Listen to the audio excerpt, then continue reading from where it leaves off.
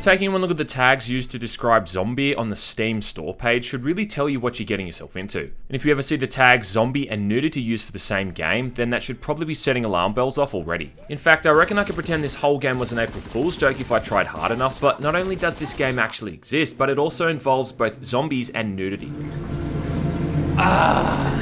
The premise for Zombie is simple enough. In the near, some might say lucky future, there's a pandemic transforming the world's population into zombies. But that's not the lucky part it says, it's this. Once bitten by a zombie, the only way to stave off the infection is by drinking beer. So not only am I facing the thought of being infected by a zombie virus, but the only way to avoid that outcome is to keep myself perpetually pissed by drinking zombie medicine in the form of beer. That sounds about as fun as having my tongue pulled out through my asshole, and this is coming from an Australian. I mean, we practically mastered the art of getting pissed off beer.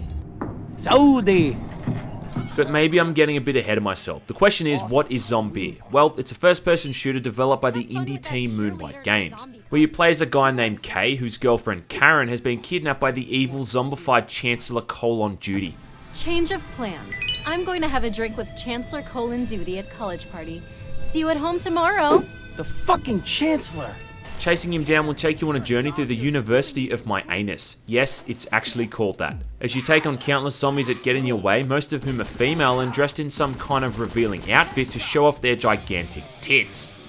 Now look, don't get me wrong, I love boobs as much as the next man. In fact, they're second only to my love for a nice bum. But big boobs on a zombie that's got strips of flesh missing from around that same general area, well, that doesn't quite do it for me.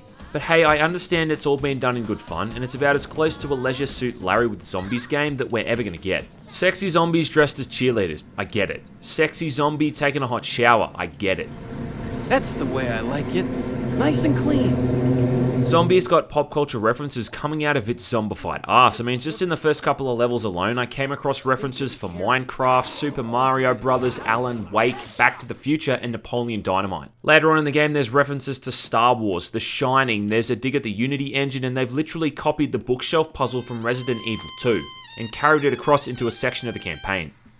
Now, we've kind of established that Zombie takes place in a world where everyone staves off a zombie infection by drinking a special beer, so throughout the entire campaign, you've got this little meter at the bottom of your screen to monitor, I guess, your inebriation status.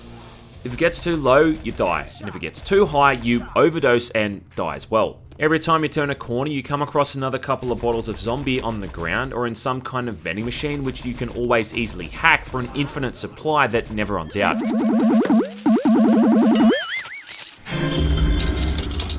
On top of that, you've also got your health, which isn't displayed on the screen, but works like your standard regenerating health system, where the screen starts to go red the more damage you take until you're eventually staring at the game over screen if you die.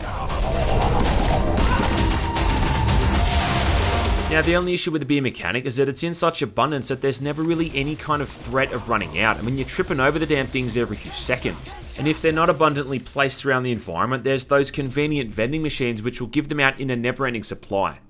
And all of that would be fine if not for the fact that the shooting in the game just feels like complete dog shit. For starters, you've only got 4 weapons to play with. Well, it's actually 5. You've got 2 different nail guns, but once you get the upgraded version of the initial nail gun, you don't seem to be able to swap back to the inferior version, so I didn't really count this as its own weapon. You start off with a pink dildo that's absolutely useless and only seems to have any kind of function during the ending cinematic when it's thrown and somehow lodges itself in Chancellor Colon's head.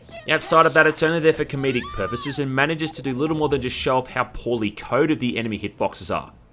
The nail gun is really the bread and butter of the shooting and something that there's always an abundance of ammunition for. Now, this thing can be aimed down the sights for better accuracy, but half the time I tried to do this, the iron sight seemed to bug out for some reason, and it would just randomly snap back to hip firing for some inane reason.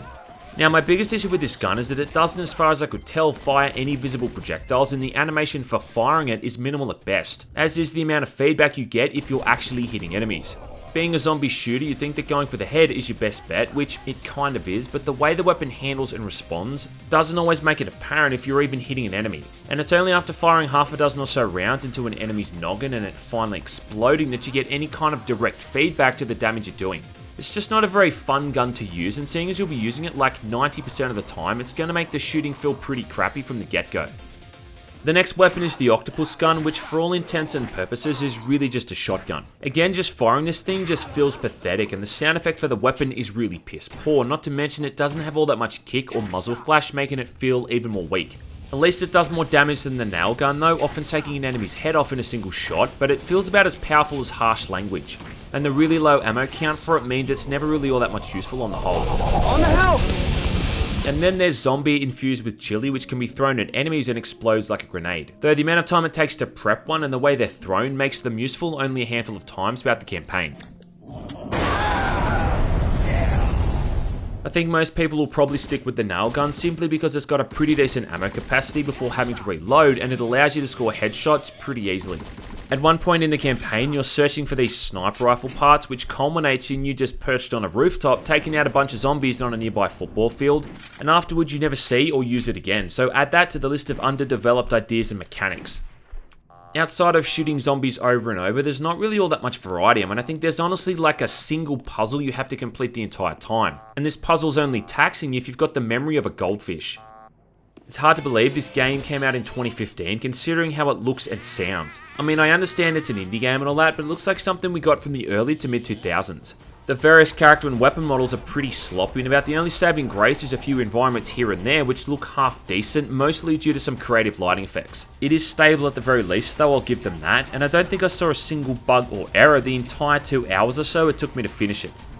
Gotta give the animators credit too for the amount of work they put into the boob physics. I mean, those things are really moving at times, so I guess thanks for that. I just reckon that effort could have been put to more good use elsewhere, like maybe into adding more overall detail or modelling and implementing a few more weapons. I think the visuals scrape by though because the art style is kind of appealing. If they had have tried to make it a bit more realistic, it would have fallen flat on its ass. But making it look like some kind of Adult Swim cartoon I think has helped it immensely. What little voice acting there isn't going to win any awards, and I think literally the only characters who are properly voice acted are Kay and the supermodel Jessica, who sounds like a typical cliche bimbo. Hearing Kay spout off a few one-liners during combat is pretty funny though, and it brings me back a bit to my favourite FPS games in the 1990s with protagonists who coincidentally also had a fondness for alcohol and naked ladies. Get a room! Fuck, she's biting him! Get a doctor! Sadly though, Zombie was never finished, and it ends just when it's starting to get interesting. I think the game was originally on Steam Greenlight before they managed to scrounge enough cash together to complete the current version of the game, which is what they're currently selling on Steam. And you know what though, as dumb as everything is, and considering how childish a lot of the humour is, I'd still have trouble not recommending it, considering it's so cheap to pick up. It's $5 at the moment, but when Steam has any kind of sale, I'd imagine you'd be able to grab it for like $1 or $2. And I'm sure there's a few Sunny Jims out there who'd find the whole thing a lot of fun. If simply not for the obscene amount of pop culture references the game has managed to throw into its 2-hour-long campaign. It skates a thin line with those pop culture references as just being obnoxious at times, but it doesn't quite do it as bad as other games like Borderlands 2. I'd say if they fixed up the hitboxes, polished the guns a bit, and made the campaign a good 4 or 5 hours long, I'd probably have no issues playing through it. Chugging back magic zombie medicine beer and ogling zombie tits along the way, I mean that sounds like a pretty good time. Totally under control.